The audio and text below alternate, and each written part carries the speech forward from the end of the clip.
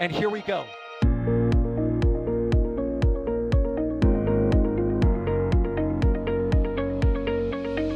have liftoff. Propulsion continues to be nominal. RCPA chamber pressure looks good.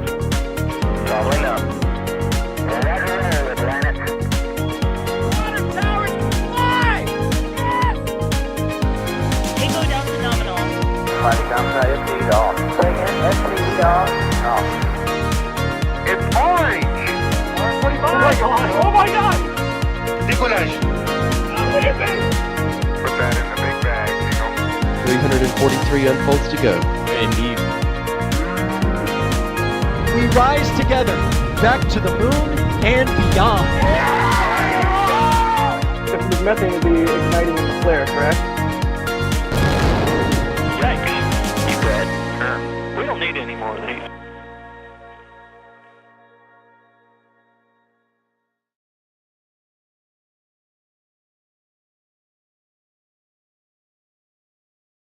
Welcome in, everybody, to another launch today. We are here live with NSF. I'm Gene Rowley, joined by an all-star cast and crew out in the field and also on your YouTube channel. We are looking at the Kuiper-2 mission, the Atlas V on your screen at Slick 41 at Cape Canaveral Space Force Station. Joining us today for commentary to answer all your questions is the one and only Adrian Bile. Adrian, how are you? I'm doing fantastic. Looks like a beautiful Atlas there out on the pad, and it looks like it's time to launch another batch of internet satellites, and not the usual one. That's right. And you can already see some venting from the rocket there. We'll talk about that in just a minute, but let me welcome in Sawyer Rosenstein out in the field today with some camera work. Sawyer, who is probably busy working on... There he is. No, there we go. Sorry. I had a quick internet drop there. How's it going, everybody? It is good to be here. It is a beautiful day, and this is not your ordinary Kuiper launch. Oh, That's right. That's right. Max is out there as well, going to bring us some great camera views, and of course, pushing the buttons and flipping the switches in the control room is the one and only Jay Keegan. Thank you, Jay, for doing all the work today. You can see in the upper left-hand corner, L-49 minutes. We just passed that. They have a 30-minute launch window today. Adrian and this configuration of the Atlas V is the big boy, right? yeah, absolutely. This has 5 solids. It's the big fairing. This is basically as big as it gets for Atlas. Absolutely massive rocket. That is the performance required to launch these 27 Project Kuiper internet satellites with a total mass of about 15,000 kilograms. So it is quite a payload on this rocket. And that is why this beast of a rocket is today here to launch these hopefully in 48 minutes from now. But as you said, there is a window today, and also Tori Bruno on Blue Sky has at least hinted there might be some temperature work. So we will see how the whole stream plays out. I love the Atlas V because of all the rockets that we get to see. We get to see launch. This, to me, looks the most Kerbal-ish. It is missing a couple of those Gem 63 rocket motors on the bottom. But to me, this is always the one that I always built, the big, gigantic fairing at the top. Sora, did you have something to add? You wanted to jump in and talk about this rocket? Sure, I could talk about whatever you'd like with it. Oh, I thought you had something to say. I saw you. I thought I heard you in the background there. Now, you're out there. How's the weather today? Let's just talk about that. See some of the questions coming in already at NASASpaceflight. Get your questions in now. We'll get to as many of them as we can. How's the weather looking? On our screen, it looks great. Out here, it looks great as well. It is very, very hot. I'll tell you that. The sun is beaten today. There are very few clouds in the sky. The last official weather forecast was 75% go, where everything was looking favorable. The only potential concern was cumulus clouds if one of those afternoon storms rolled through, but it's looking like that is not going to be the case for this attempt. So as we were talking about, this is the technical term. This is the 551 configuration. It's a 5-meter wide, a medium length version fairing. To us, it looks massive. I love it. There are 5 GEM 63 solid rocket motors, and they are in a 3 on one side, 2 on the other configuration, which we all know and love because it's weird. There's one RL-10A engine on the upper stage, which is called the Centaur, and they call this one the Bruiser. I love ULA and their nicknames. And this one, again, as Adrian said, carrying 27 internet satellites for, what did you say, Adrian, earlier? Kuiper. It's not an Amazon launch. It's like Kuiper LLC, whatever was it? Technically, this is very technically the company launching, or the company that is the payload provider for this is the Kuiper Systems LLC, which is a subsidiary of Amazon. However, not everybody takes this, like, let's be real, it's Amazon. Also emphasized by, you can barely see it here, the fact that there's an Amazon logo on this fairing. Mm-hmm. So, yeah, I wouldn't put too much technical. It's just a funny technicality I like to bring up. It's in theory it's Kuiper Systems, but it's also, you could make the same joke for SpaceX Starlink. I'm just saying that. But yeah, it's there.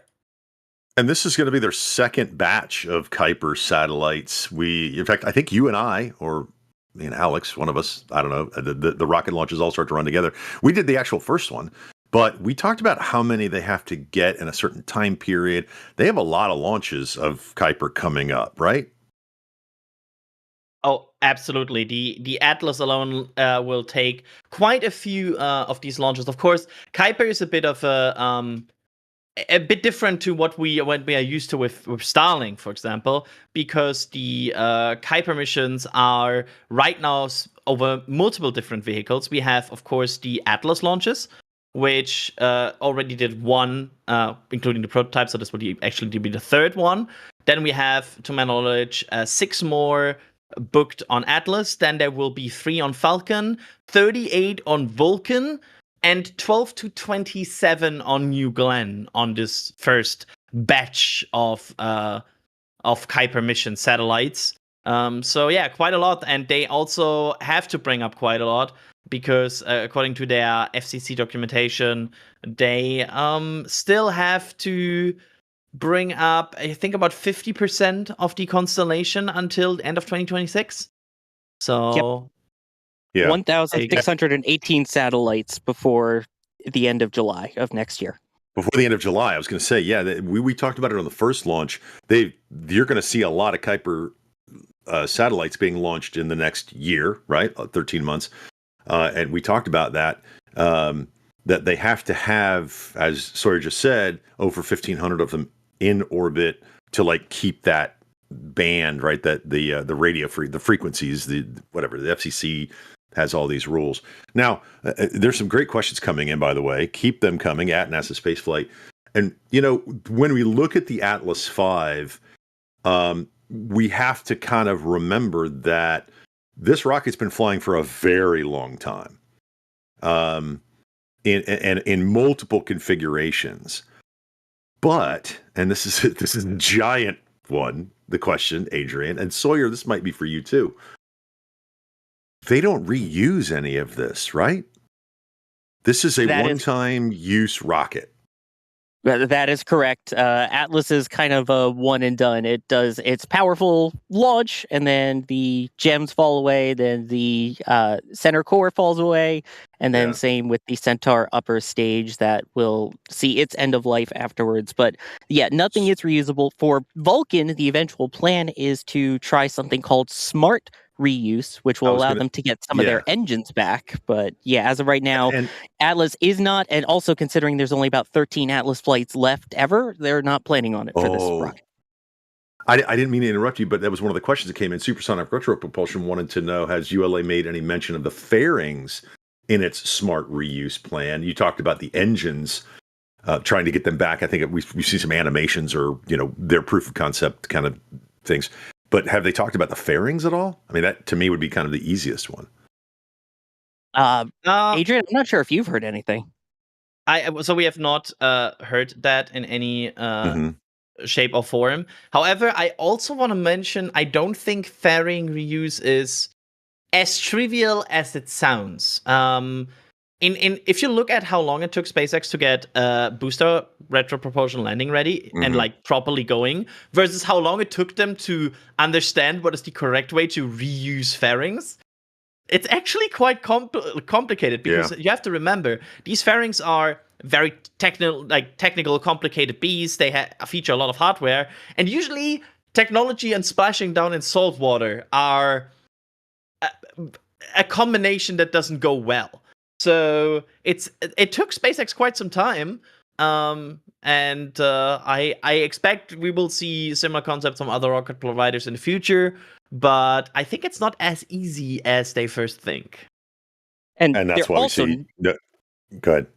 I was just going to say, they're also not small, those fairing halves, either. Again, these are the 5.2 meter in diameter. They'll have a regular version and a tall version. So they'll have two different sizes as well for Vulcan, too. So you've got the two different sizes of reuse, then having to get them to come down in a controlled area where SpaceX actually has thrusters and parachutes in them. And then the marine assets where they originally were going to catch them with a net before scooping them out of the water.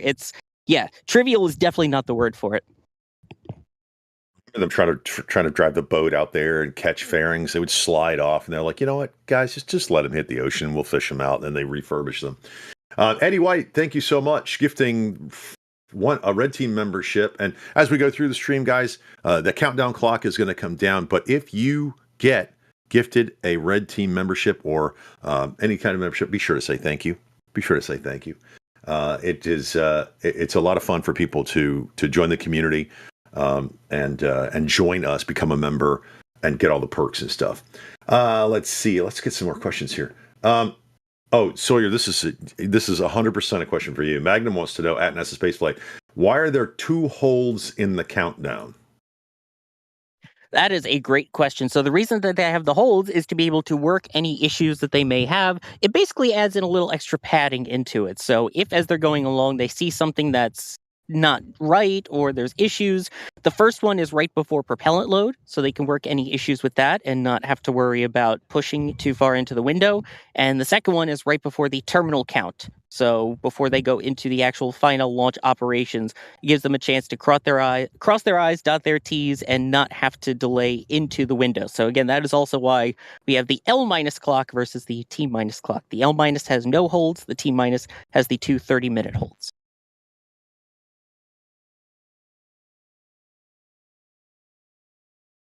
And I think Gene is talking while muted of this moment. It happened to you. I pulled Welcome a jack. to SF. As I was saying, as Sawyer just said, you can see that clock counting down in the upper left-hand corner. They do have a 30-minute launch window as they go, through the countdown, and they're talking in the background. They're doing all the things in mission control, and I wish I was a fly on mission control just to kind of see what's going on and all the people talking and things like that. It would be a lot of fun. And something else is a lot of fun is all of our rocket launches, guys. And of course, you can follow us on all of our socials, and we're everywhere. Just look for NSF. But also, if you want more information on what launches are coming up, where to get trajectory information and see some cool animations and just kind of take that next step into the launch community, be sure to get the NASASpaceflight app. Powered by Flight Cup data, and it literally is going to be your go-to source for rocket launches that are coming up. We do our best to keep up with all of them all around the world. We obviously would love to stream all of them. Adrian, I'd love to go to China and stream, or Norway with you and stream some. Let's do this. But if we can't, you know what? Just whip out your phone, whip out your mobile device, and check out NASASpaceflight app. Also, I would be remiss if you're a newsletter person and you want to get more information in your inbox every Monday evening, Eastern Time, US, you can sign up for the weekly NSF newsletter. And it covers live schedules for the week, special offers, NSF updates, things like that. So we're going to send, you don't have to come find the information. We'll send it right to you. Just go to NASASpaceflight.com, sign up for our weekly newsletter. T-minus 36 minutes. So we just crossed 37 minutes. And you can still see some venting there, which means this vehicle, both vehicles really, because it's Vulcan Centaur, right, Adrian? Both of these vehicles are fully loaded, right, with fuel. Yeah. Also, like, that's just how ULA likes to do their countdowns.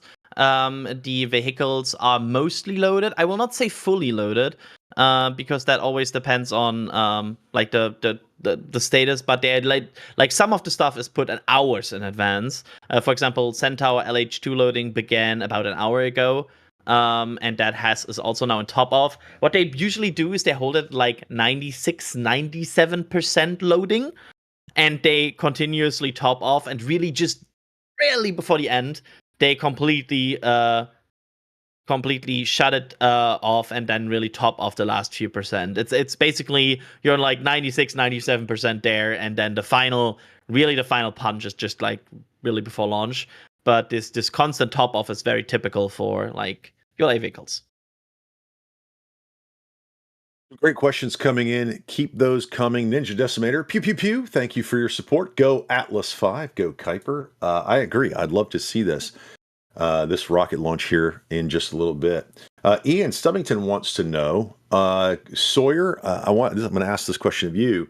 Are we going to hear a go, no-go poll? I think we did on the last one. Is that one of the things that we get from the ULA comms? Yes, that is one of the beautiful things of the ULA launches is we do get to listen into their comms net, and yes, they do an actual out loud go no go poll through all the systems. That typically happens at L-7 minutes, so right towards the end of the T-4 minute hold. So hopefully we will be able to hear that. Unlike SpaceX, they just use switches on their consoles, so that's why we normally don't hear it for those launches. I love hearing the guys in the control room, everybody talking, and the launch director and all of the different things. I remember doing the last ULA launch, the last Kuiper launch. We go through that no-go poll. That's really fun to listen to. And I know you guys enjoy it as well. Great question coming in from Ethan Lego at NASASpaceflight.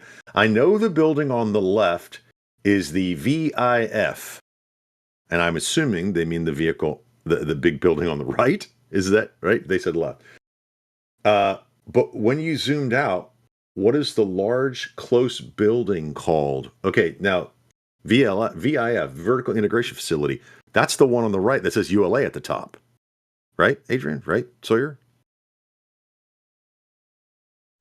Yeah, I will leave this to Sawyer for more context. Yeah. Yeah, so the building on the right of this shot right here says ULA. That's the Vertical Integration Facility. Yes. So you've got the crew access tower and arm on the left that's used for Starliner. You've got obviously the rocket with its sort of strong back there. That's not one that does the retraction or anything like we see with other launches. And then, yes, the vertical integration facility, which is about a quarter mile away. And so they stack it, they bring the parts over, they stack it vertically, and then it's on train tracks, and it will roll it out on those tracks from the VIF out to the pad. So what do they call the other building just to the left of the strongback? I think that's the question. I can't see from. I don't have a view of it right now. But yeah, I mean there is there's the launch tower which has the crew access arm, the crew access tower, all of that. Yeah, that was built for Starliner. And then I don't know if they can zoom out one more time, but I mean, if we want to cut to a wider view, maybe they're asking the question about one of the other views. Because again, we've got Max out there. We have multiple camera views of this launch. And as Gene, I think we have an 32 update. minutes. Yeah, I was going to ask Adrian, do we have an update? Go ahead and read that. Yeah, we have an update. Launch status update from the ULA, from their their public-facing ticker, where they say the launch of a United Launch Alliance Atlas 551 carrying Amazon's second Project Kuiper mission, Kuiper 2, is delayed due to an engineering observation of an elevated purge temperature within the booster engine. The team will evaluate the hardware, and we will release a new launch date when available. So you know it, on the top left, it's now red. We have a scrub. There you go. But it's not all bad news because... Give me a second. I got it. I preempted him there. Give me a second. Chance. It's your chance. When the L- clock or the T- clock goes to red, we all know what that means. And it's your chance. Yeah. We have another scrub item open. I'm not sure if Jay is prepared yet to show the website. I will. There it is. The There we ticker go. is ticking. And this is actually based on an idea of a member. Because a member found this very cool wall design. And we decided, you know what? You're right. Let's make this a poster. So we are spicing it up a bit. We are bringing a bit of rotation here. So this time, you get our Eat, Sleep, Scrub, Repeat on the wall as a poster, as a special scrub design. It's available for 12 hours. I just started the countdown. That will be, oh god, at 6 a.m. my time. I need to wake up early. Okay. And once I wake up, I will make sure this is gone again, and you cannot order it anymore. So if you want this on your wall as a cool poster, make sure to check out shop.nasaspaceflight.com for this, and the shop will close in 11 hours and 50 minutes. There you go. Your chance to get limited edition poster. I was hoping for a shirt, but okay. I didn't see it beforehand, so it's now a poster. Eat, sleep, scrub, repeat poster. Go out to shop.nasaspaceflight.com. I can say my stickers came in today. I ordered some NSF stickers and also some more Thrust collection stickers. So that's really good. Yeah. Jay, tell me what you want me to do in that situation, because we're still looking at the Kuiper screen here. And again, as we get more information, as they get of course they're going to recycle the vehicle. When we get a new launch date, we will be there, but we will be updating you if you keep all of your notifications up to date. And then into the next launch. And by the way, we want to say, we are NSF. We are NASASpaceflight.com. And on your screen, you see Kuiper 2. This is the KA-02 mission, a 27 batch of Kuiper satellites. And we just got, for Amazon, we just got notification that it did scrub. So they are not going to be launching today. And I don't know if we want to bring that back up on the screen and read that again, but we did get notification they are not going to be launching today, which means if you go to shop.nasaspaceflight.com, there's a secret shop to get the Eat, Sleep, Scrub, Repeat poster, only available for the next 11 hours and probably 40 minutes at this point to get that limited edition poster because of the scrub today from ULA. When they tell us when they're going to launch again, we will, of course, update all of our socials, and you will know, and we will stream it for you live here on YouTube. And then, of course, here on the Popular Science channel. So Adrian, do we have Tori Bruno's actual post that we can bring up and take a look at? Yeah, we have a post from Tori Bruno, of course, the CEO of the United Launch Alliance. So there's probably not a better source for this. And Tori is saying, possible issue with GN2 perch line that cannot be resolved inside account. We will need to stand down for today. We'll sort it and be back. So this is Tori Bruno on Blue Sky. And this means giving us a good information about what went wrong today and why they have to stand down for today. Doesn't sound like a long stand down. So maybe tomorrow or the day after we'll already be back on the pad. Well, Sawyer was out there, Max was out there, and of course they'll be out there for the next launch when we get that information. And by the way, there is another stream, right? Adrian, I want to go ahead and talk about this. We know that Ship 36 rolled to Massey's, by the way.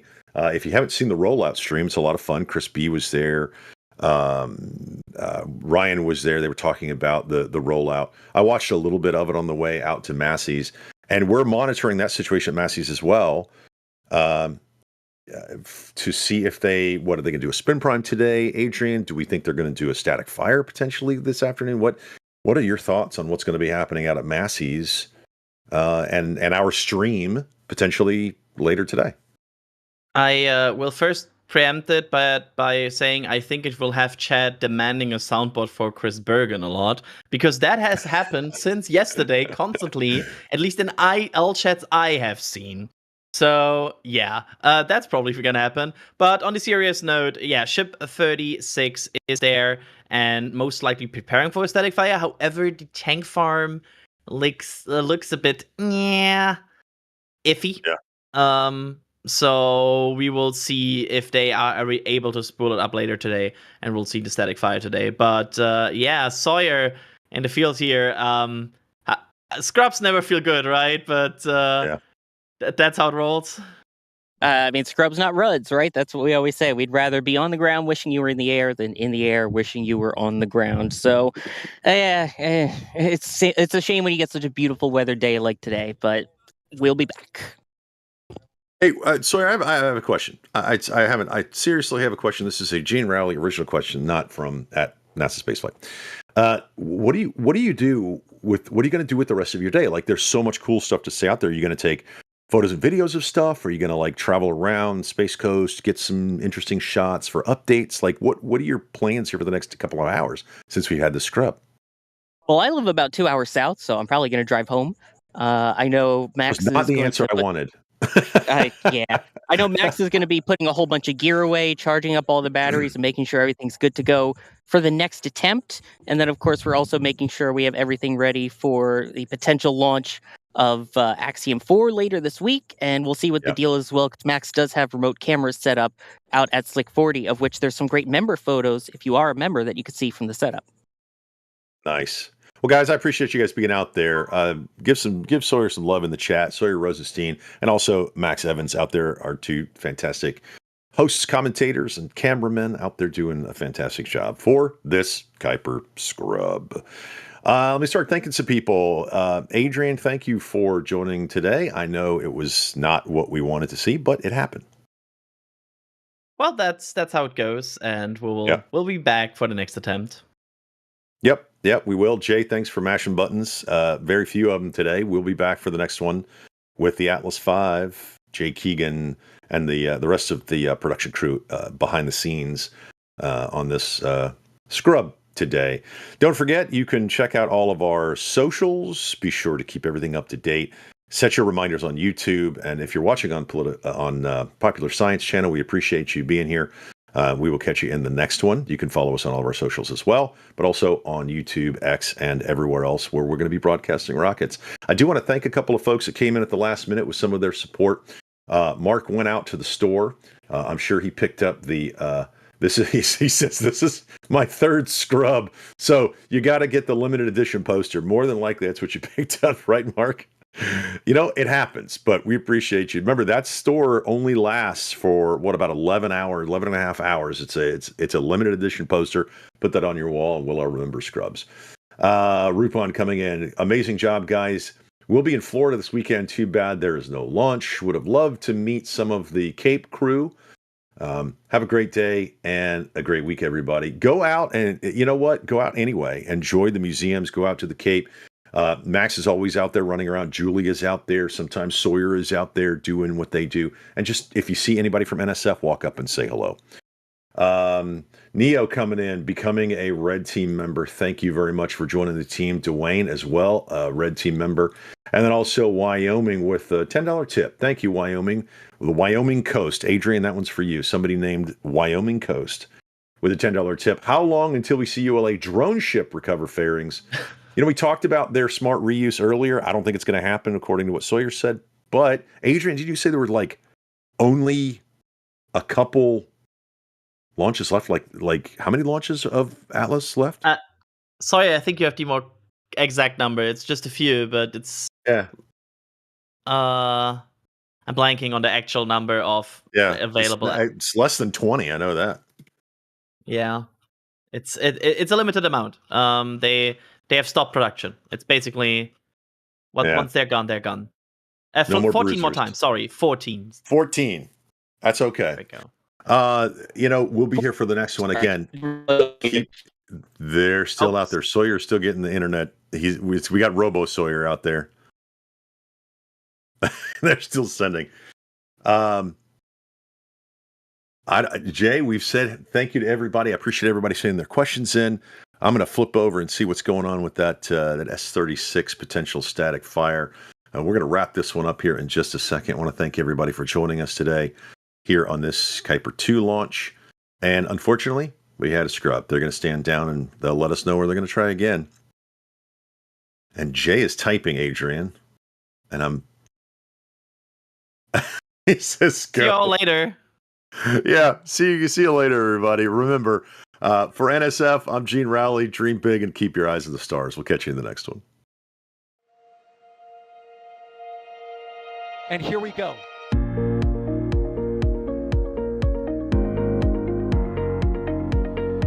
We have liftoff. Propulsion continues to be nominal. RS-68 chamber pressure looks good. Following up. Roger, Atlantic.